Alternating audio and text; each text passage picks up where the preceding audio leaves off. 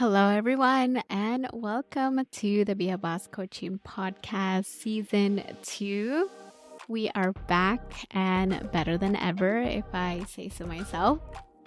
But I am so excited to return to Season 2 of the Be a Boss Coaching Podcast. We are going to do things a little different this season. We're going to be releasing 2 episodes a week. So we'll drop an episode on Monday with an entrepreneur story for you to learn from, be inspired by, and best of all, create a connection with. And on Fridays, we'll release either a solo episode or an episode with a guest co-host who will happen to be a close friend of mine. And during that episode, we'll discuss a topic that relates to business that I've learned about or my friend has extensive experience with. Friday episodes will be more chill, maybe a little unstructured, maybe a little unprofessional, but still expect to have fun while you're learning something new. For the season 2 premiere, I have a very special guest. I'm honored to have the pleasure of sitting with not only the founder of clean beauty brand FOR TMRW, but a dear friend of mine, Maia Alejandro. Maia is the CEO and founder of FOR TMRW, a nail polish beauty brand that contributes to the celebration of ancestral beauty rituals, elevating Caribbean roots in the beauty space, and bringing safe, accessible beauty tools catered to women of color.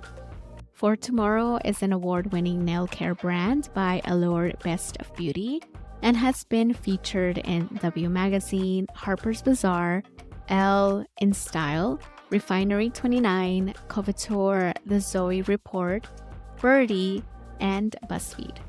My conversation with Maia illuminated for me how possibility can be a domino effect.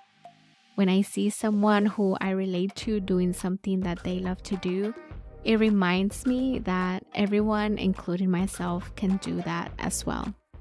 This episode was recorded in December 2023. Enjoy. Yeah, it feels like forever, especially because with Sean, we just had our anniversary, like our 8th year anniversary. So it's been Oh, so like definitely, 8 years, yeah. yeah, Crazy. it's crazy, but I'm so excited. This is season 2, y'all. So we have new people, we have new brands, new businesses, new stories. And I'm excited to introduce to you all today Maia Alejandro. And Maia, I'll kick it over to you and I'll talk a little bit about how we know each other, but I'm gonna give you the mic. Sure. So I'm Maya. I'm the founder of For Tomorrow. And we offer really beautiful nail care rooted in color psychology to uplift your mood. Yes, and I wanna say I'm wearing one of my favorite colors right now. Yeah, so if you're For watching this on Sundays. YouTube, if you're watching this on YouTube, I will say, Maya, you're the only nail polish I wear, like, for I real. used to hear that. Yeah. Yeah, it's the only nail polish I wear because I love Mhm. the colors. I love how unique they are, and I don't go out and do my nails. I like to do them myself. Now, and honestly, I wish I could buy all of them. I, like, have to stop myself to from buying, like I have, like, 10 colors, Right. but, like, I'm like, "Oh, but I gotta, like, finish this one, I gotta use this one." So, yeah, I know. And then it takes a while to get through them too. So I you get know. a lot of use out of them. Yeah, even the first one that I ever bought from you when I was still in Brooklyn, I still have it, I think halfway. Um, so yeah, I'm Okay. always like I love doing my nails. I will do it maybe every 2 weeks. I will take off the nail polish and do another one and combine it or do something else. But Mhm. Are anyway, you saying that it lasts 2 weeks? yeah, it lasts like this. Like something? I know, and even when it does even, like, when it starts to chip, like, I actually bought, the primer, the coat and stuff, Mhm. and it lasted even longer, and then I was like, "Okay, I The base love it coat. when they start to chip, because I can, like, do it all over again. Like There's something so nice about just, like, painting, I think. yeah, and then For doing different designs or whatever. Yeah, that's so fun. It's so Mhm. fun, but I do wanna just give a little bit of context for everybody because so Maya and I met, like I said, maybe almost 10 years ago, Mhm. 8 I wanna say maybe 8, 9 years ago. We had some mutual friends, so, like, your husband was friends with my husband's friends, and so, like, all of them became friends, and then all of, like, us, the partners, like, the wives, and we became this, like, big group in New York, and I remember being so excited to learn that you were a social worker. Oh, oh my god, likewise. Yeah, I was like, "What do you mean you're a social worker?" Yeah. I know, and so I wanna get a little bit into that. Can Mhm. you talk a little bit about your background prior to embarking on this brand that you've started and, like, how you came to be an entrepreneur prior to starting this brand? Yeah, so it was kind of a journey. Like, sometimes people in my head, I'm so visual, I have to, like, see it mapped out. It's like people think, like, your journey is, like, one straight line, and my journey was, like, all these swirls, all these squiggles, right? So, I was a social worker. I went to social work school right out of college and got a job right away, and I was clinical social worker in New York, for about 8 years, 8, 9 years. Yeah. And I was really burnt out. I was really, not good at taking care of myself, right? And now looking back, I realized, like, I was like, "Wait, I was Mhm. so young." I was 24 years old when Yeah. I started, right? I had just turned 24, so barely 24. And now, they say, like, your brain's not even fully developed till you're 24. So I'm like full, like, brand new brain practically, like just a baby. Yeah. And dealing with some really, really deep, heavy things. And I love the work that I did. Like, I created, I mean, it was like such a beautiful community of social workers and doctors. And I worked at Mount Sinai, and um, a community of just incredible patients that, like, wanted to do the work, and, like, mental health work, and do the work to maintain their health, right? Which was the main point of the work that I did. But and I don't know, this is gonna get really deep, but, like, I lost a lot of patients. A lot of my patients died. Yeah. I, as a 24-year-old, 25 for the next 8 years, was not a person who knew how to deal with something so intense, so deep, and that affected me so personally, right? And, like, when you're a social worker, like, you're supposed to have supervision and just, like, someone guiding you. And there were people that were there, but they were kind of, like, in and out in my career. So I didn't have, like, Mm. a steady mentor or anything like that that would call out, like, "Hey, you gotta do things for you." Like, this was an extra tough week, right? Like, Mm. it was, and I worked with teenagers, Mm. so uh, it's a different, every death is difficult, but, like, there's something really, like, gut-wrenching about losing someone who's 18 years old, Yeah. like, really 15 years old. Like, it takes a different toll. So anyway, it took a really deep, deep toll on my soul. Yeah. I didn't know that it was even doing that, right? So it would show up for me in health, in my Mm. health. My Mhm. health deeply affected, quite a few times, during my time there. And then I realized, I still wanna do this work promoting health and mental wellness and stuff, but I want to do it kind of, uh, in a more fun way, and in a almost more detached way, to be honest. Mm. I think that I needed to take a step back and just say, "I need to take care of myself, my own mental health." So I transitioned to this job. So, for context, I work in HIV, treatment. Mhm. So a lot of the patients that died was from HIV and AIDS, that I had. And it was a beautiful experience, but I needed to kind of take that step away. And so I started working in HIV prevention. And Mm, I worked with this, like, super cool nonprofit, and I started doing, like, their social media and events and just doing, like, really grassroots HIV prevention, and I feel like mm. we really don't talk about this kinda stuff anymore, so I was, like, really excited to get in there and do this kinda work, and then they lost all their funding. Oh, no. I was out of a job, and I was like, "Oh my goodness," so again, this is, like, my little, like, swirls of a journey, Yeah. and so, during that time that I worked at that nonprofit, I had started a blog because 'cause I'm, like, very creative, and I one of the things I loved about my time, when I worked at Sinai was this, kind of art therapy program that Mm, we did. So, I was, exploring my own, like, creativity and my own art, right? mhm, So I started this blog and I was like talking about like design, interior design, and things like that.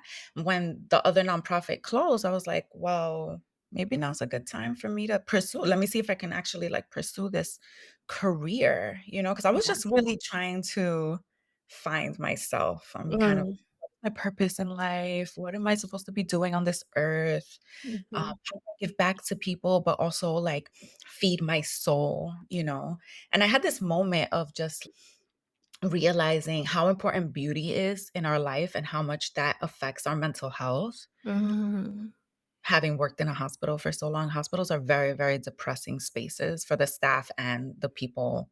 So it just really I was just really I think that's where my love of, like, interior design came out, where I was just like, "You can create these gorgeous spaces." It's important to create these gorgeous spaces. It's important for our well-being.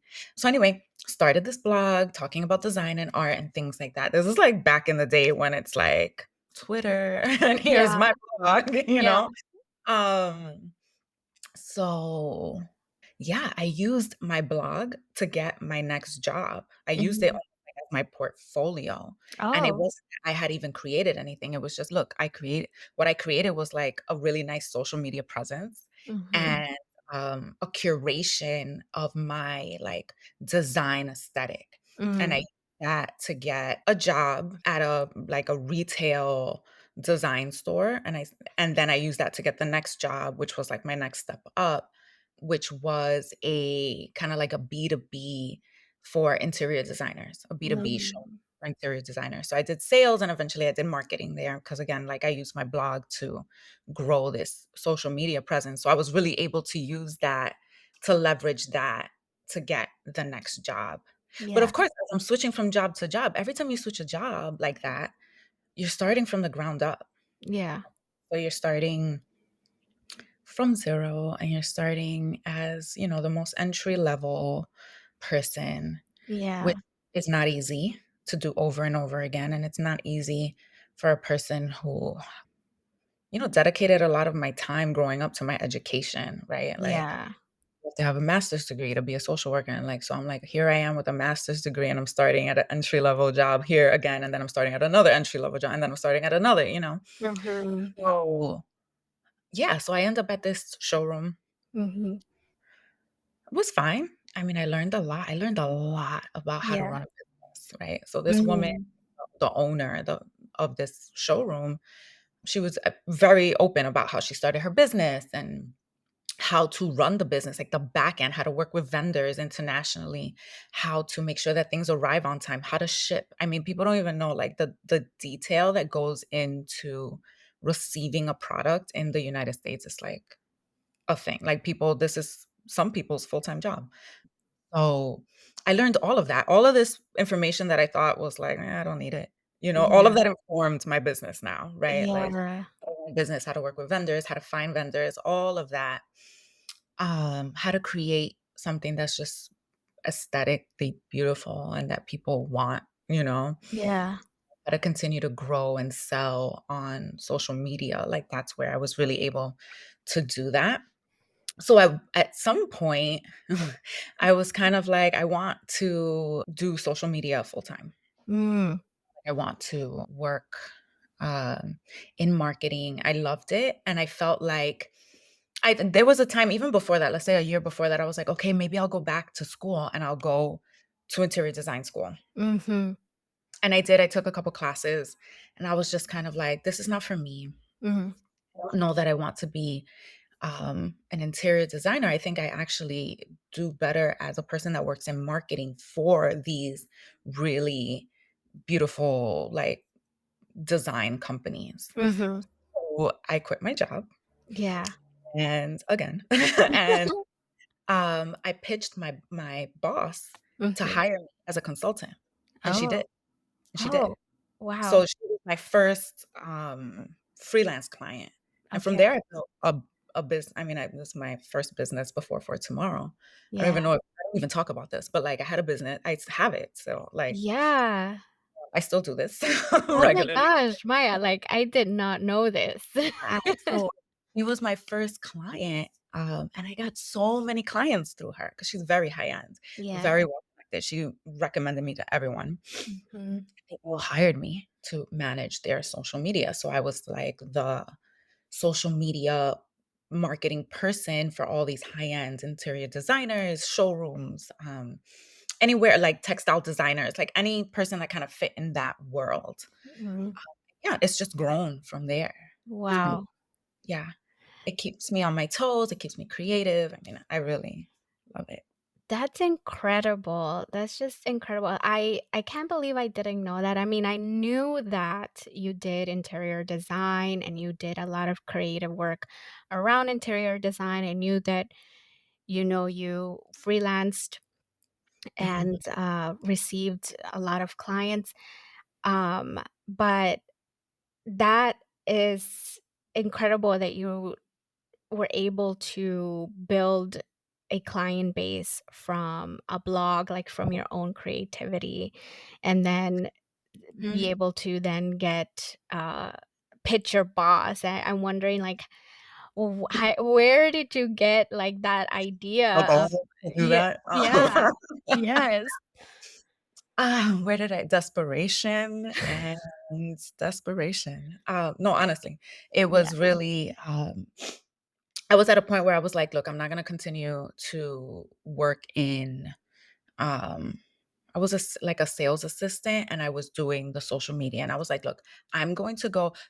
Actually, what really happened is that my grandmother died, and mm, we're very incredibly, incredibly close, yeah, and after she died, I was like, "Wait a second, like, life is really short, right? Like, it feels like snap your fingers and life is over, but, yeah, um, it's also can be really long. Like, my grandmother was also, like, in her late 80s, right? So I'm like, "Am I gonna spend my whole life," it was like an awakening moment for me.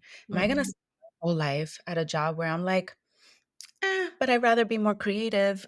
But I think I'd rather mhm, do this other thing," you know? And that was almost like the real push that was like, I'm gonna go after what I actually want to do. And at the end of the day, I know that I'm gonna land on my feet.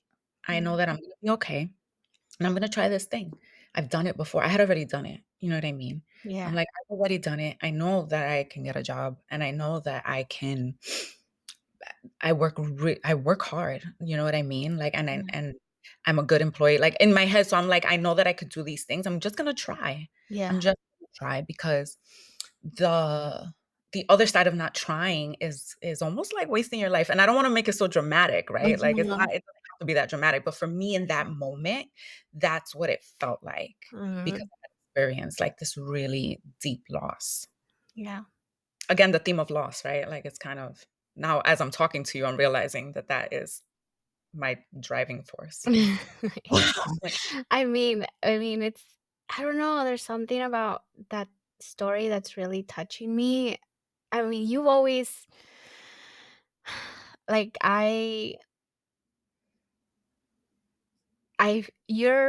you really are an inspiration to me, Maya. Like, I always just Thank love you.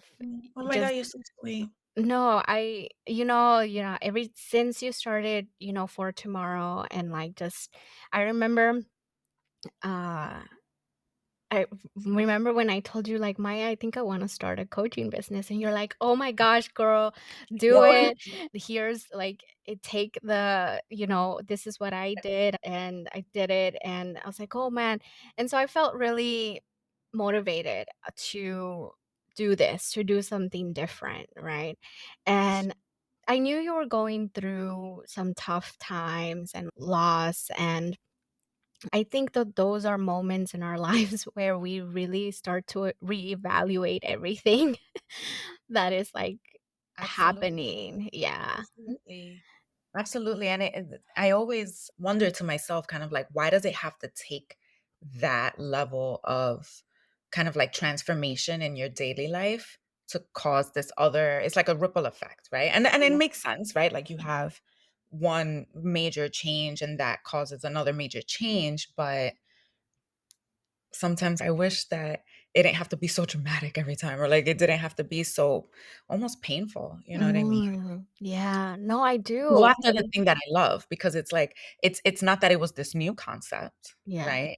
It was just kind of like that push that was like, I'm gonna go do this thing now. Now I'm really gonna Yeah. go do this thing."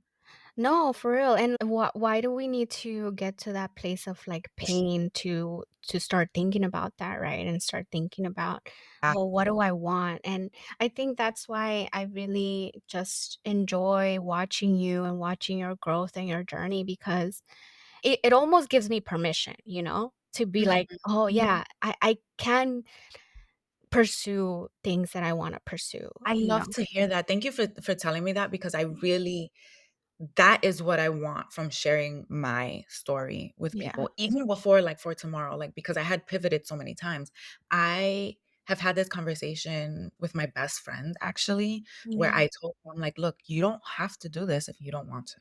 For Mhm. something very serious in her life. I'm like, you don't have to continue. You can do whatever you want. And I think that that's the part that we don't realize. Mhm. Right. We're like, okay, we almost like create these boxes for ourselves, and it's like, oh, we have to do this thing because I went to school for this and I said I was gonna do this 10 years ago, right? Like Mhm. we're always growing, we're always changing. Like you have to allow yourself to, not to be super corny, but like you have to allow yourself to blossom and Yeah. grow, like and be who you are, and like really like transform like that butterfly, right? Like Mhm. transform into who you are meant to be. Because I look back at myself and I'm like, there's so many different versions of me. You know what I mean? Like even Mhm. the version of me that's a mother now, like that has completely transformed everything in my life, every relationship that I have, Yeah. um, the way that I work, the way that I think, everything has changed since that. So like we have to allow ourselves permission, like what you said, to just explore. Mhm. It's Yeah. totally okay to explore. And to be honest, I've thought about this too. Like as a child of an immigrant mother, like I was not allowed to explore, right? Mm. I was not allowed to explore my creativity, because what kind of job are you gonna get with that? Mm. Uh, I was not allowed to explore just myself or anything that sounded frivolous, or Mm. like any kind of career that wasn't like a serious career. Yeah. You know Yeah. what I mean? Yeah. So I've also had to come to terms with that, where it's like, yo, I went to school for this thing. I did all the right things, quote unquote, first generation kid. I'm the oldest. There's a lot of pressure to do everything right and to make those sacrifices worth it for our family. But I've had to do things for me too, right? Like I got to a point where I was like, I need to explore for me. Yeah. I need to really lean into who I am in my core, right? Like my like inner child, like however Mhm. about for me, for my survival, for my soul, for my happiness, right? And then also for like the happiness of my kids, Yeah. right? Yeah. That actually depends on them having a happy parent, Mhm. I happy love parent. that. Yeah. No, I love that so much because like you said, growing up, there is that urge to explore, to figure out like what do we want? What do we love? What what feels good to us?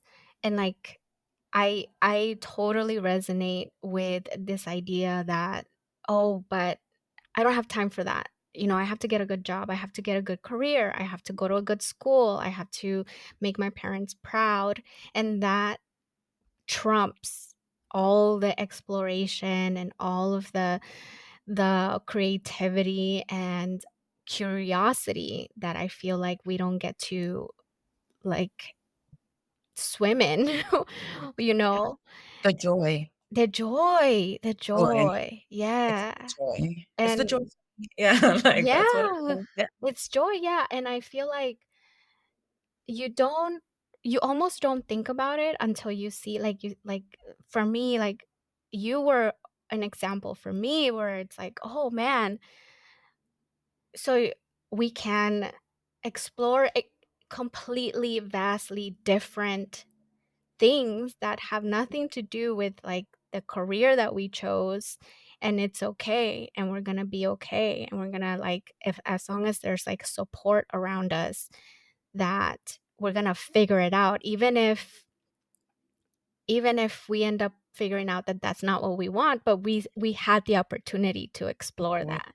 Exactly. I remember you sending surveys out, like, "What colors feel good to you? What Mm. colors feel joyous?" I was like, "Oh, this is so cool," and it, like, planted a seed in me, oh, like, it's possible, like, it's possible. I think as when people see that and know your background, right, know how you grew up and what happened and sort of what brought you to this place of, like, life is short, let's explore, you know?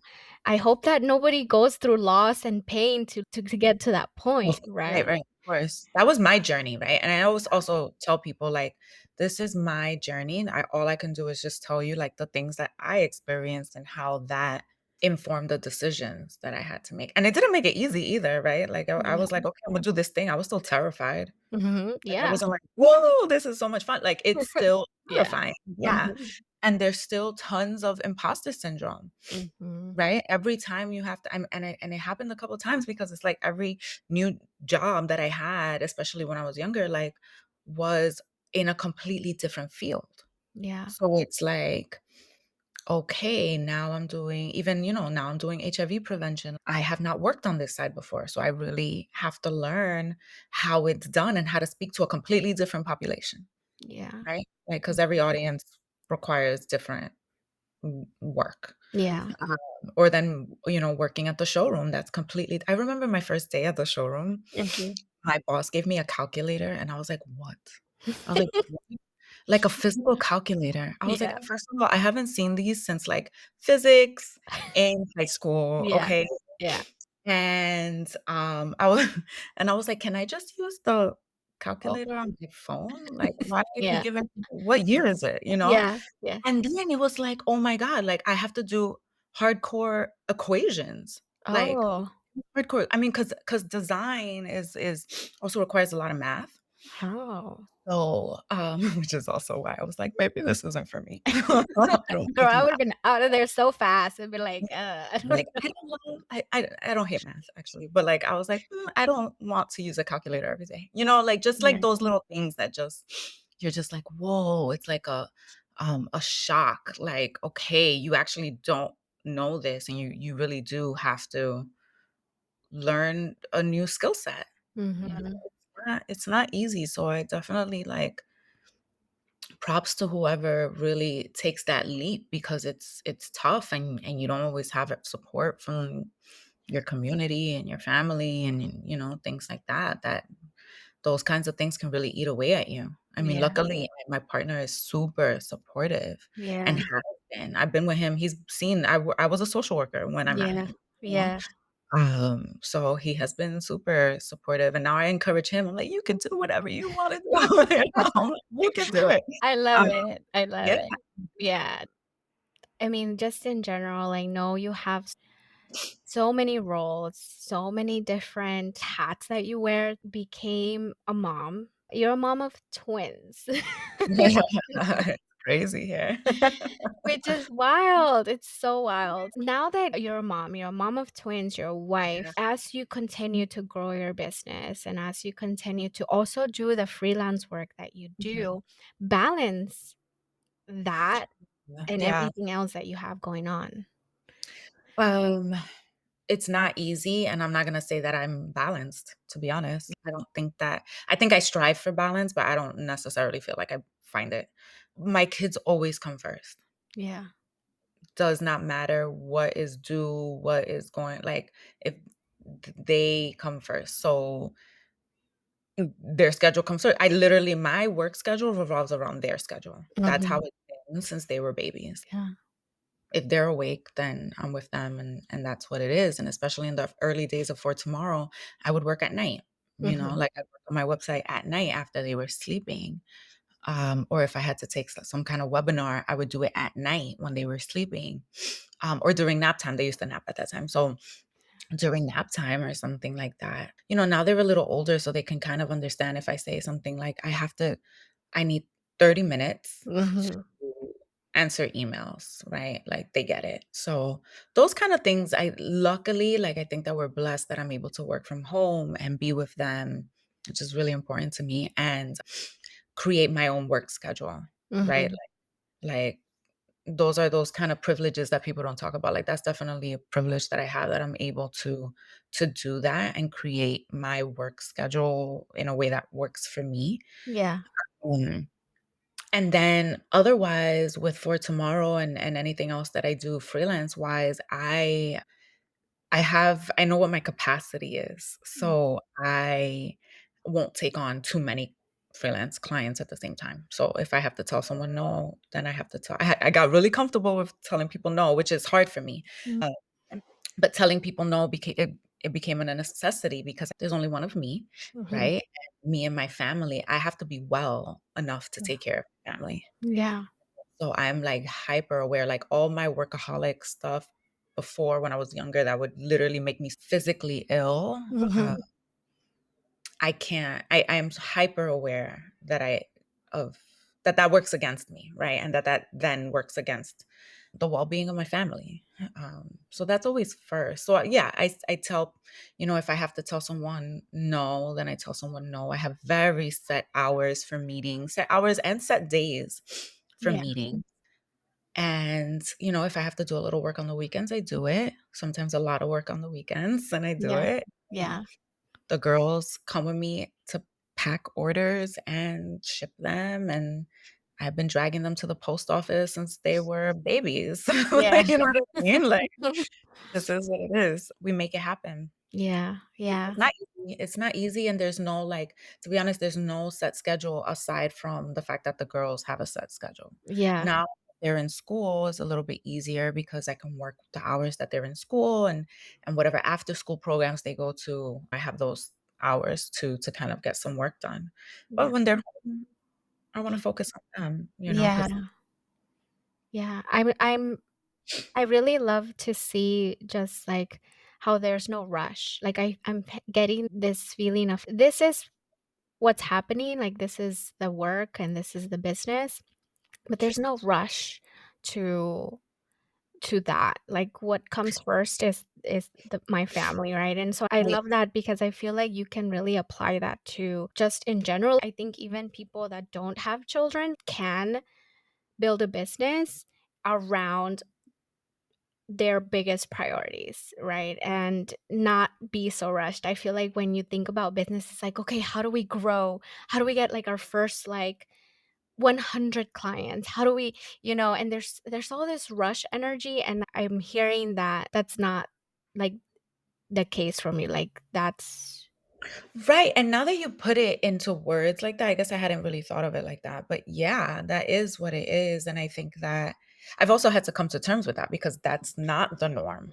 when Mhm. you're building a business. It is to grow and scale as fast as possible. However, a friend said to me once, "You can't do everything at the same time," right? Mhm. So, for me, in the last couple of years, it's been like, "Look, my kids are really little.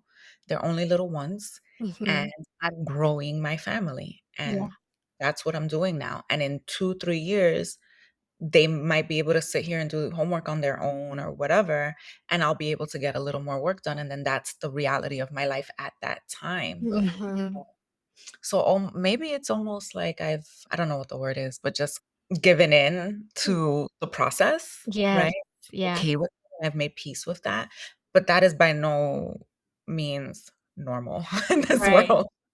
And Like, it's at not all. to yeah, and it's not to say that you're not, like, growing your business, like, you are. It's just taking its space, and you're growing your own entrepreneurship, like, skills and everything that you're learning, it just comes with the pace that you are currently like, that's okay. Like, you're just simply okay with it. You're not trying to rush the process, like you said. I'm not trying to rush the process. I mean, it also the work is what the work is. I know what it you know what I mean? It's like I hire, contractors as needed for the things that I need to hire Mhm, contractors for. I do have a schedule, like an email schedule, social media schedule, and things like that. But I also know that I am one person wearing so many hats. yeah. And there's times where one hat takes precedence over the other hat, right? Mhm, And I've just had to really come to terms with, you know what? Everyone else is gonna have to wait a day. mhm. You know what I mean? Like, Yeah, there's so much pressure to like 8 a.m., wake up, answer emails. And I'm like, that doesn't feel good in my body. yeah, And the truth is, I don't want to do anything that doesn't feel good in my body. yeah, yeah, period. I work for myself. Like, why would I do that? You know Yeah. what I mean? It's like, I love um, it. and I take on the projects that excite me. Mhm.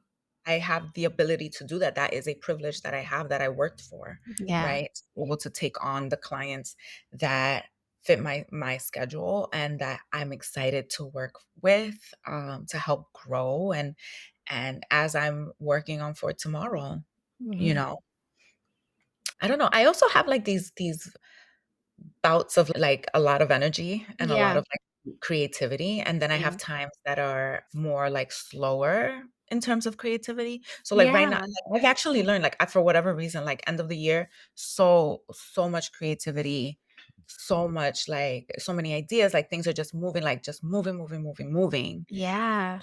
And I the feel this summer, and maybe it's because it's the summer, right? Like It's it's just more like relaxed. yeah. So I plan Yeah. for that.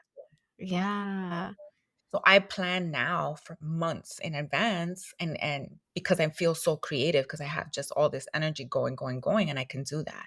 Because Mhm. I know that there's gonna be times where I'm just kind of like, um, need a little more help, need some Mhm. ideas, and I'll have all the work that I did months ago when I really was just it was just like oozing out of me. You know what I mean? Mhm. Yeah. No, I feel totally like I for some reason, this end of the year period, this last quarter, there's just been so much. I think it's because there's this, where the end of the year is coming, we're preparing for next year, so we're like thinking about, okay, what it's a new year, and I think everyone gets really energized around the idea of having a new year, starting new ideas, creating new ideas, and so I totally relate to that. Yeah. Um, Also for like a CPG brand, like a product-based business, it's the Super Bowl, right? Like it is the Super Bowl. Like you better be on it. You know what I mean? Like yeah. it's just you. It's so busy. Even if you weren't feeling super up to it, like you kind of don't have a choice. Like this is, Mhm. like I said, it's the Super Bowl, Black Friday, Cyber Monday, holiday season. Like it is busy time, and I mean, some brands even launched holiday campaigns in October, right? October Mhm. 15th, I noticed so many brands launched holidays. It's just across the board, everyone I think is kind of like just really like on it extra, um, because Yeah. it's exciting, fun time. Yeah. Q4 is a big deal for For these brands. businesses. Yeah, yeah. So let's go back to a little bit about your trajectory because you had talked about transitioning from interior design role to a different role to then now freelance. So when did For Tomorrow start to bubble up for you? And when that happened, like what was the first step that you took towards making that a reality? So, I mean, the first time I wanted to start a nail care brand was years before I started For Tomorrow. So this was like when I first started social work. I had just graduated social work school, and I was reading about this brand called Deborah Lippman, which is like this celebrity nail artist who started her line. And I was like, "What? You can start your own nail brand? Regular people can do this? This is awesome." And I remember I even asked around, like, in my community, like, "Does anyone know how I can do this thing? I want to start this brand. I have this idea. I wanna do it." And everyone was like, "No, or you have to find a chemist." And I was like, "Okay, well, then how do I find a chemist?" And this is, like, days pre-Google, right? So, like, I was like, "Okay, never mind, This is like, fine." pre-Google days? This is, like, a beginning of Google, like, Google I Oh. got my first Google email, Oh you know my what I god, mean? girl, I this mean, is, like, it's a going long back, time ago. It's a yeah, long time ago. 1995 type stuff. Oh, no, I didn't get Google till, like, after college. Maybe I was late to the Google game, I I don't know. was like, "Wait, like, Google started in Oh, 1995, man. bro." Yeah, what was Google called first? It had another name, didn't it?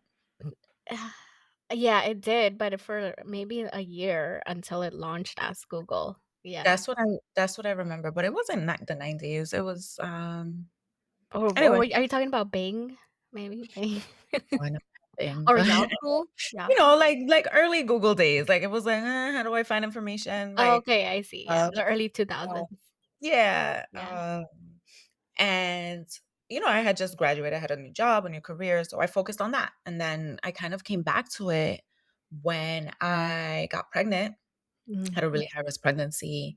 It was a pretty terrifying time in my life. At the same time, my cousin was diagnosed with breast cancer. So me and her were kind of going through this clean clean living, I should say, journey, right? Where we were like learning about ingredients, learning about our cleaning products, our beauty products, the foods that we eat. And we just kind of like overhauled our life. And I was working in social media at the time, and I was kind of like, well, how do I share this with people? Like going back to like my therapeutic, like social work roots, right? Where I'm like, I care about the community. I want like everyone to be as healthy as possible. mhm. Uh, because it deeply affects your well-being, right? So I'm like thinking of ways to share that information. And this was 2018, and the clean beauty space was super different then. You really didn't see people of color in the clean beauty space at all, and people really didn't know about it. Like, it felt like this very elite world for people who are very affluent. Didn't feel like it was for regular people or women of color, and one of the most, like, the scariest stats that I learned was that, like, Black and brown women are about 9 times more likely to use a product with toxic ingredients than white women, Mm, and that blew me away. yeah, Like, that blew me away. I was like, "This is absolutely, like, unacceptable. This is right. gonna be my lane of activism, like, this is, like, just not it." So I kind of used that to fuel my idea, and I played around with a couple of different ideas, like, thinking of what the actual, like, product would be, and I was like, well, I was listening to a podcast with Marie Forleo, actually, and she said, "Start with what you know." And I was Mm, like, "Oh, I know nails. I've been doing nails with my family my whole life. I love it. I wanted to do it years ago." mhm. So I just did, like, massive amounts of research online. At this point, I had already given birth. I was on maternity leave. I was, like, sitting on my sofa, breastfeeding all day, Yeah, and I just sat there and did all this research, reached out to people, got samples, and it kinda, like, went from there. yeah. It's not easy because when you are no one and you have no brand and you do not come from the beauty world, like my background is not in beauty, um, they don't necessarily want to take a chance on you. They Mhm. kind of, And when you say they, like, you who's they? the vendors, the Oh, manufacturers, chemists, vendors across the board were like, no, no. really? They said call back when you're bigger. Yeah, Oh, and that that's, I mean, I mean, that's so wild because I would have never thought about that as a barrier, to I'm thinking, "Oh, you find a chemist," and then I guess you go from creating your first sample, right? But then you need, like you said, you need the suppliers and vendors and manufacturers Right, all. you need all of it, you need all of it. You need someone to supply your boxes, you need someone to sell you the bottle, the brush, the cap, like every piece, right? Yeah. To fill it for you, to Yeah. decorate your bottle like how you want it. Like there's a lot of moving pieces. So I understand from their end in that they work on commission and they don't wanna waste their time with someone that they don't think is serious. I get that Mm, because I also worked in that world when I worked in interior design, in that sales world. So I understand the thinking behind it. But obviously, just because 'cause you're new doesn't mean you're not serious. It Yeah, so I it took some time to find somebody who was open to working with me. This is wow. also okay, so it's 20 I was pregnant 2018, so let's say this is 2019, right? I'm Yeah. like all year spending trying to find someone to work with me. And then I did, and then we had COVID, Oh, right? So yeah. it was really like the majority of this process that you would usually like go to trade shows and meet people in person. I really couldn't do because I was breastfeeding and I needed to be home. Like it was a little difficult for me to Yeah. try. I was also like nervous about traveling without the girls. So like Yeah.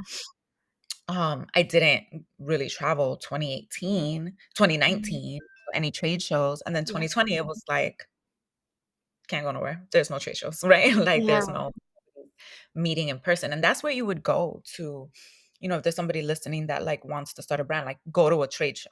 They need to Mm. need to see that you're professional and they need to see that you're serious about this business, And and that you want, that you're not wasting their time. mm, and by the time that you go to a trade show, because I'm just curious about the process of like when you did find someone that was willing to work with you. And was that someone that was willing to do everything from the bottle to the like all the individual pieces? Yeah, some places do. So this person was able to connect me with everyone. Oh, So okay. that was really helpful Yeah. at that time. That was, the best that I can find and the best I could do. And I was like, we're gonna move forward because it is what it is. It's not like I could go to a trade show and compare 10 different vendors, Mm, compare on like anything. Like it was kind of if I wanted to start, I needed to start. And that's how I thought about it. I'm like, well, if I'm gonna start this, we're gonna do a test run. We're gonna see how this works. We're gonna see how this sells, and we'll move forward from there. mhm. And so they said yes to working with you. You developed your first sample. I'm curious about the trade show. So is that something that comes before or after your first sample? It depends on what you need. So a Mm, trade show, you can do different things at a trade show. You can go meet packaging people. You can mhm, go meet manufacturers. You can go meet other people in the industry that you might need to help. I mean, there's like these major marketing companies, PR agencies that show at trade shows also. Um, mm, there's even you can go to trade shows and buy a specific ingredient, like one little ingredient. You can go to a trade show and buy machinery. I mean, oh, yeah, whatever you need, whatever process you need. Some people start their own, if you were going to start your own manufacturing facility, you would need to buy specific equipment. So wow. they But I imagine that's like for like scaling, right? Like you're ready to scale, you need a machine to To be honest, scaling would be not needing a machine. Like you don't want to be filling on your own. right. Yeah, they're called a contract manufacturer. You want a manufacturer to do that for you. Okay. Because at the end of the day, it's like the founder, especially for these indie brands, like people like myself, right? We take everything on, and it's nice in the beginning. It's exciting in the beginning, but there's so many moving pieces that's why you move your products to a warehouse. You get a contract manufacturer to fill it for you. It's like your time could be better used with growing your business, with any other piece of your business that is not like this physical thing creating the actual product. Does that Mm, make sense? yeah, yeah. That's so interesting because I think when it comes to product, especially within products that that we use every day, like soaps or like shampoos and things like that. Although, like, for the most part, regular consumers have can go to Target and like they don't think about the process, right? Of like how where did this product come from? Like how Or did what's in it, what's right? in it? And what I love about and this is why, because when you told me this statistic about women of color and beauty brands having toxic chemicals and mostly being used by women of color, black and brown women, I was like, one, not surprised, but also why, like, I never went to salons and I rarely bought any nail polish, and I don't like I like buy I try to buy the things that feel good but are not like super like expensive. But how did you think about marketing and messaging? And I know you have background in that, so like what was sort of like your process for building this out, creating the product, and then putting in your creativity, but then also managing the hat of like marketing and like messaging, especially Well, since you were by yourself doing this, I feel. yeah. So, I mean, luckily, my husband also works in branding, right? So Mhm, yeah. we worked on it together. We worked on the brand together. And actually, he even played a big role in the name. Like, Mhm, the name I had come up with was Tomorrow, and he was like, "What about for tomorrow?" Like, mhm, it's for tomorrow. yeah, As much as we're solo founders, I always like to tell this to people, we don't do anything by ourselves. yeah, Like, we don't do anything. I don't parent by myself. As much as we do the day to day, this is our idea and we're growing this thing and we're the founder and we're the CEO and all this stuff. Like, I don't really think that anyone can really do anything by themselves, because even you need a manufacturer, like you need a vendor, you need a designer, you need all these other people and ideas and things like that to create the ecosystem of your brand and all this kind of stuff. But for I think your question was like, how did I manage the marketing, or were you asking like how I built the initial idea of the brand, like how it looks today? yeah. Like, I mean, with branding and like marketing, because I feel like those are separate from the building out of the product, right? Yeah. And Mhm. so what was that process like for you? Was it something that was in parallel as you were building out your Yeah. first product? Okay. Yeah, so it was definitely happening at the same time, and I always, and this is even for like my freelance clients, I always start with a competitive analysis. Like, I need to see, and anyone, right, building something needs to know what's going on in that world, in that niche, right? So Mhm. I did a lot of, and I mean, I love nails, so a lot of it I knew already, Yeah. but I did just a ton of research and I had a competitive analysis that's like with naming, with taglines, their copy, their packaging, right? Like how, because you want to differentiate. So you Mhm. have to start with a competitive analysis to really know where the space is and how you can be different. Um, Mhm. there's, I mean, the conversation is always that there's so many beauty brands, right? So it's like, how do you stand out in the world? How do Mhm. you stand out on a shelf? Why would anybody buy you over that one? Mhm. And the truth is that marketing plays a big role in that. Like, there's some people that care a lot about packaging and the beauty and feeling like the words and the copy is like really speaking to them and that Mhm. something was like created for them. Mhm. So yeah, I started like that, and I have an entire kind of like brand strategy Mhm. that I put together, a lot of storming sessions on storytelling and on the visuals. And I love design. I love aesthetics. I love art. So I had a lot of mood boards going and inspiration that way. And the thing is, it continues to evolve. Mm. You know, Yeah. the brand when it started doesn't. The logo's the same, but I wouldn't say that it feels the same as when it Mhm. started. Yeah. uh, Things evolve, and I think it's important to always like innovate and be, trying new cool things. Like, that's what's exciting about being an indie brand, right? Like you can kind of do what you want. Like you can kind of play around and have fun and explore, right? And if Mhm. something doesn't work, it's okay. Just try something else. So I think that's the part that I like with brand building, where it's like I can try this style of photography and see if it works. I can try this style of designing my emails and see if that works, what resonates with people, all while maintaining, the core brand, Yeah, right?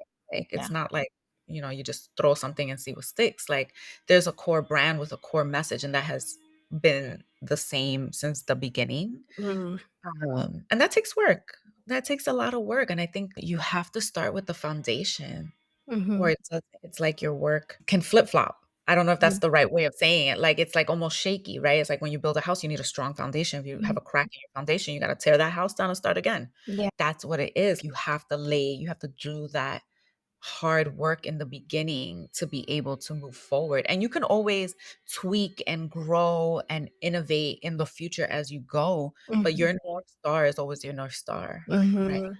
Like, Yeah. my thing is always like, these colors are rooted in your well-being. Like, that Mhm. is what it is. Yeah. Doesn't matter how I say it, right? Like, Mm, color your mood is how I say it right now in the last month, but yeah. that can change, that I can have there's tons of different ways of saying that and conveying that information, but Mm, the idea is still the same. The brand at its core is mhm. still the same, and Yeah, that's, I think, so important, and I had a lot of fun doing that. I yeah. love the Was that early all by yourself? What did support look like for you during that time? Because that feels like a lot to think about as a Oh, I mean, it took 2 years. It yeah, took 2 years. Yeah, yeah, it took 2 years. Like, it's not a quick process. yeah. And I didn't have a set timeline on when I needed to launch, Mhm. right? There's people that have we're launching January 5th of whatever, and you have to have it ready. And Yeah, some people hire an agency, and I would love in the future to be able to work with an agency and continue to evolve the brand. yeah, But me and my husband did a lot of the work at home. So, like, I would work on these mood boards, and he'd go in the office and come home and have them printed for me, so we put them on the wall and yeah, sit with it. yeah, You have to live with it almost. Like, you yeah. have to say, like, does this feel like the brand? Is it authentic? Mhm. Yeah, Right? Is it yeah, authentic? Um, does this feel like something, this creation, because you're creating, it's like you're birthing a new baby, right? So does this feel like a creation that you want to live with? Like, mm, you. And at that time, I really wanted to create a brand that felt like me. mhm. And eventually the brand grows beyond me, right? As I Yeah, hire employees, as my team grows, as the business grows, like, it becomes way bigger than just me. But when I was building that foundation, it was like something that was really important to me, really, really. I wanted it to feel like super authentic, because I started the business because of this personal experience that I had. yeah. So I wanted it to feel really, like, organic and just clean and beautiful, and showcase nails in a way that was elevated. Mhm. At that time, I don't think that there were that many brands that were doing that. Yeah, yeah. No, I mean, I see that in the aesthetics. I was just listening to a podcast on aesthetic intelligence, Cool. and it's I'll definitely send it to you. I think you would love it because it's a strategy podcast on how to use aesthetic intelligence to build your brand, to elevate your brand. I would definitely And do that. yeah, and it is truly we see it in brands like Apple, right? Like with Steve Jobs, like there needed to be functionality if in what they were building with the technology that they were building, but his aesthetic was very implemented into the brand as well. And there's a really interesting podcast on how to incorporate, but I feel like that is not only is it super elevated, but it's also actually clean. It's also actually Mhm. non-toxic. There's other nail polishes that I used to use like OPI, Mhm. but I never felt called to that brand. I don't know. It was just a brand that was available. Mhm. But I feel with you, like with brand with For Tomorrow, like there's something about the brand itself that calls to you, like it's very soothing, this is clean, and bonus, it's founded by a woman of color, right? And it's like for women of color. And Mhm. it's because of the story and the statistics that you shared. Yeah. Um, so you've done a really good job at really messaging that and putting that into the brand and putting that out there, which is what makes it stand out and really shine.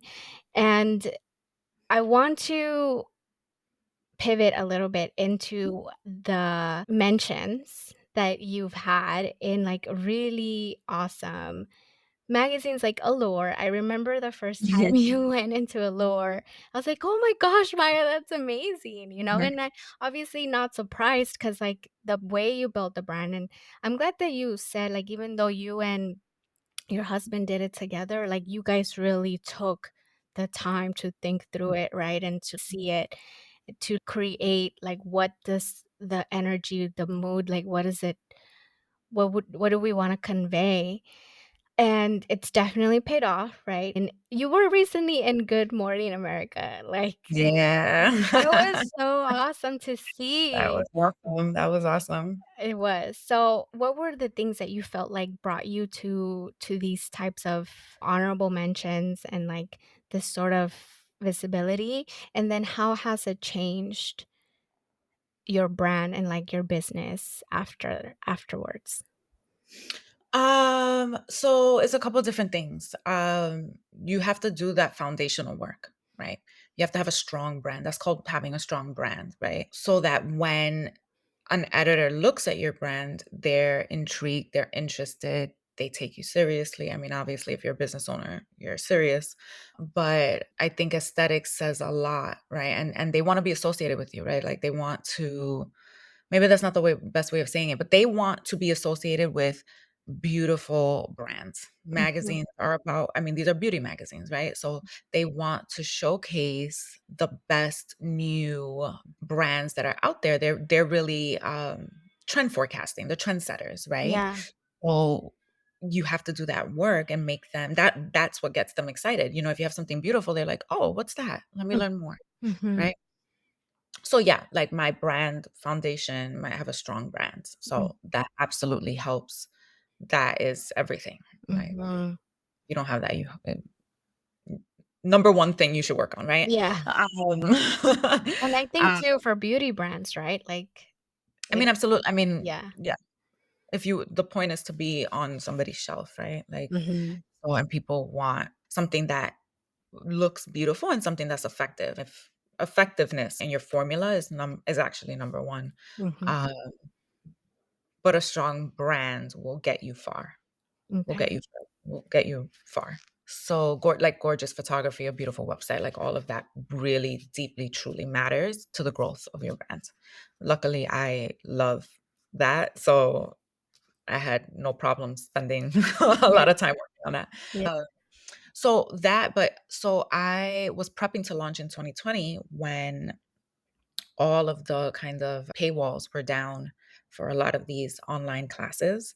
So I took every online class that I could possibly take during 2020, during COVID. And when I tell you literally if I couldn't take it on the day it was live, like I would record it and save it and watch it when I could, right? Because Mhm. everything, like my kids were little, signed up for everything that I could. I learned so much. And a lot of that was PR, Mm. how to manage your PR. So I learned about like creating your brand deck and how to do that. How to literally cold pitch editors. And that's what I did. I cold Mhm. pitch. Yeah. That's Cold pitch. I amazing. mean, some days you sit down and you send 50 emails a day. Like, I mean, Yeah. like I cold pitched. And that's how I built relationships. And that's how I learned about other opportunities. And that's how it's grown. Yeah. That's Yeah. amazing. I feel like, business in general, like PR is something we don't talk up a lot about. I think just because there's a lot of other focus on brand and brand building and like getting the brand strategy right. Which in your case, I feel like you have a natural and strong skill already in branding and marketing. Um, and I love that you were self-aware around, okay, that's a strong skill that I have now. Like, how can we elevate that further into PR? And so that's amazing. Just taking PR classes online. Were a lot of them for free, or was it They some? were all free. They were all free. Yeah. Everything was free in 2020. Like, even these really expensive, I don't know, like trade shows, but conferences, these Mhm, really expensive conferences that I would not have been able to attend in person mm, anyway, were, they had them virtual. So I yeah, would sit and watch the whole thing and learn and take notes and then do it. You know what I mean? It's not like I just watched it and moved on. Like, I watched it, I learned, I did this, and I did the steps. I did it and it worked. yeah. So That's super thankful for all incredible. those people. That's so Yeah. amazing. I feel like you so many people can learn from that, can learn from, especially because you're a product-based business, right? PR, like, how can you incorporate PR into your strategy? How much do you need to learn about PR? So I'm glad that you mentioned all of that because, um, yeah, it's not something that I think it's easily accessible to know in terms of how to grow your business and how to get visibility out there for your brand. Right. So this was in 2020. That's what I did then. It changes just like social changes all the time. So now there's a ton of kind of different tactics you can do to get PR, which include like affiliate marketing and things like that, Mhm. that are like super important for based businesses Yeah. to secure that PR. So it's also important to always stay on top of whatever the trend is, whatever's going on in the industry. So you can also use that to stay top of mind with your contacts. Yeah, that's amazing. Thank you so much, Maya, for sharing that knowledge because I think it's gold like that. I feel a lot of people don't know. Like, I didn't know that, but that's amazing. And okay, so wrapping up, if you were a mentor for anyone who was pursuing this this career to create a beauty brand, Mhm. what would you make sure that they learn and that they understand first? That's such a big question. Awesome question. The first thing, there's so many things I was gonna say that it's super hard. It's so hard. It's like, Yeah. I wouldn't say that first. But it's so hard. I mean, it's so hard. I think that working for yourself in any capacity, Mhm, you have to work on yourself as a human, right? So all of your triggers are going to come up when you mhm, work for yourself. All of your everything is relational, right? Like, mhm, everything is almost like a mirror of the things we have to work on. And those things really show up, like hyper show up when you're working um mhm. for yourself. 'Cause there's so much more pressure. Yeah. Right. There's so much more pressure. I would say, building a strong brand is incredibly important. And the truth is that, like, capital is incredibly important. Mm, So how are you gonna fund this business? mhm. Real question. Like, how? What's the plan? Yeah. Yeah. Right? Have a plan. How Mm, are you gonna fund this business now? How are you planning on funding this business in a year, in 3 years, in 5 years, in 10 years? mhm, What is super, super, super important, because everything can change. Everything does change, right? You have to be flexible. mhm. Yeah, hyper flexible, super flexible, and being okay with it, Yeah. knowing that you have to have that faith in yourself, that you can make it, that Mhm, you'll make the right decisions, and that you will survive and be okay if you make the wrong decision in mm, that moment. mm, Wrong, I mm, say, but mm. everything kind of is a journey, right? Leading you to where you have to be. So Yeah. it might feel wrong, but maybe it's not so wrong. Yeah. But yeah, like me in the beginning, I had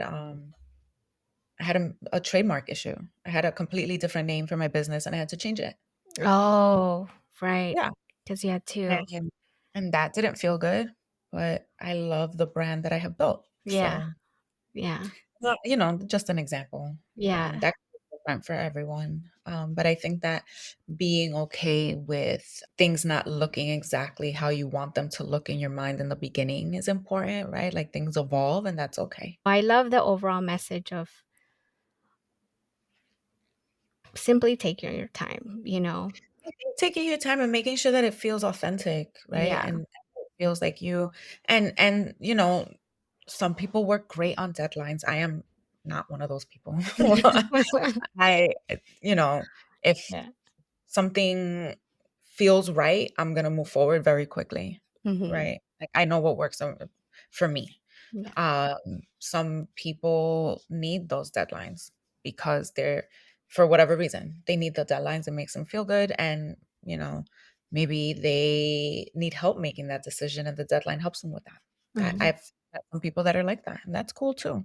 Yeah. I think do what feels good for you. I would say the funding really is incredibly important. Yeah. It's not a super sexy like thing like brand building and beauty and packaging and things like that, but like that is what funds all the super sexy stuff that Mhm. everyone loves and enjoys, you know? Mhm. Uh, Formulation takes an incredibly long time. Mhm. So like skincare brands and things like that. So, um, I wouldn't necessarily rush the process. Do what feels good. Mhm. To be honest, if I was somebody's mentor, like I would ask them a lot of questions, Mhm. right? Yeah. Really get a feel for like where they're at, what they're building, why. Mhm. You Yeah. know, the why is super important. Like, why? Because when everything gets crazy and like inevitable problems happen, like you have to go back to your why. Why am I doing this? Mhm. Yeah. Right? Like, why am I doing this? That's like your grounding force. Mhm. Yeah. I love that. Thank you so much, Maya. Thank you for having me. Yes, I'm so glad that we finally got to do this, and I learned each time I talk with you, I learn so much more. Hey. If people are curious about you and like to get to know more about For Tomorrow Mm. and you, where can people find you? What is the best way to see what you're up to? So we are fortomorrow.co on all social media. So that's FORTMRW.co.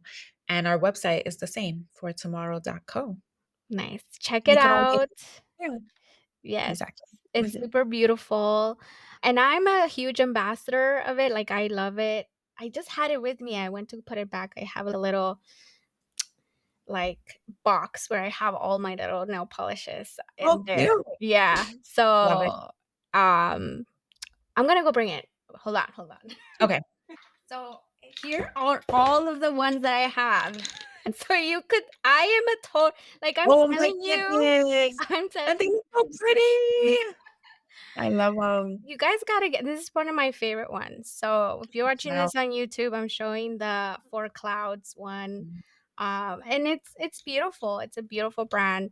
And if you are also thinking about starting your own beauty brand, starting your own business, like I hope that this episode was helpful. And if you have any questions, come back, let us know. We're here, and Maya is a great resource. So please come check her out. Thank you so much, Maya. This was so Thank wonderful. you, Brian. Thank you for listening to the Be a Boss Coaching podcast. Remember to come on over to the beabosscoaching.com and book your free discovery call where you can learn more about coaching with me, what it takes to start a business and grow the skills while growing your business at the same time. I'm excited to learn more from you. Remember to sign up to our newsletter and come back every Monday and Friday for new episodes.